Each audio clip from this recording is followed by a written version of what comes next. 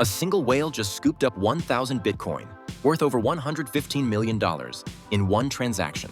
Subscribe for daily alpha. This isn't just another buy order. It's a signal that whales are still in accumulation mode even at 115 to 117,000 per BTC. And that matters, because Bitcoin's illiquid supply, coins held by long-term holders unlikely to sell, just hit an all-time high. Let's break this down. 1,000 BTC moving into a fresh wallet may not sound like much compared to Bitcoin's entire circulating supply.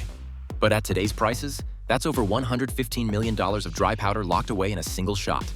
And it's happening at the exact moment the Federal Reserve just cut rates for the first time this cycle. Liquidity is coming back into markets. Risk assets are ripping higher, and whales are moving ahead of the crowd. Here's what makes this different. When whales buy, they don't just accumulate. They remove coins from circulation. Every 1,000 BTC taken off exchanges tightens supply. And when supply shrinks while demand grows, through ETFs, institutional inflows, or retail FOMO, price pressure builds like a coiled spring. We've already seen it. Bitcoin ETFs added nearly $150 million yesterday alone. Ethereum ETFs saw another $26 million. These aren't random inflows. They're part of a broader rotation back into crypto as interest rates ease and institutional appetite grows. So why is this whale buy making headlines everywhere? Because it plays right into Cathie Wood's latest prediction. 2.4 million per Bitcoin over the next decade. Now, you don't have to believe that target to understand the logic. Bitcoin is becoming the world's hardest asset, provably scarce, globally liquid, and increasingly institutionally adopted. Every large buy validates that thesis. Here's where it gets even more interesting. Corporate treasuries and public companies are also stacking. MicroStrategy already holds over 160,000 Bitcoin. Forward Industries just built $1 billion Solana treasury. Galaxy Digital has been snapping up altcoins for its clients. The arms race for digital assets isn't slowing down. It's accelerating. For traders, the message is clear. Big money is willing to buy above 115,000, not wait for dips.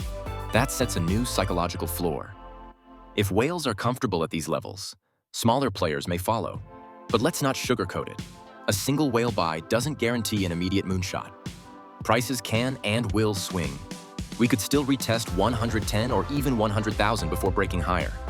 What matters is the structural supply story. Coins are leaving exchanges, holders aren't selling, and ETFs keep absorbing daily issuance. That combination creates pressure that eventually has only one release valve: higher prices. So what should you watch next? Number 1. Exchange balances. Track how much BTC is sitting on exchanges. If the trend keeps dropping, supply shocks become inevitable. Number 2. ETF flows. Billions have poured in since approvals, and inflows are accelerating after the Fed cut. If that pace continues, it sets up Q4 as one of the strongest on record. Number 3. Whale wallets. This wasn't the first big buy, and it won't be the last. Watching large transactions can tip you off to accumulation trends before price reacts. The big picture? Bitcoin's scarcity isn't a meme, it's math. And every time a whale moves 9 figures into a cold wallet, that math gets harder to ignore. So here's the bottom line. A single whale just bought 115 million in BTC at all-time high levels. Supply is tightening, demand is building, and institutional money is circling. Whether you're bullish, bearish, or on the sidelines, you can't afford to ignore what this means for the next phase of the bull run. If you're watching this channel, you're already ahead of the mainstream. Hit subscribe, drop a like if you value these breakdowns, and check the playlist on screen for our ETF and altcoin coverage. Because if whales are buying here, the question isn't if Bitcoin goes higher, it's how fast.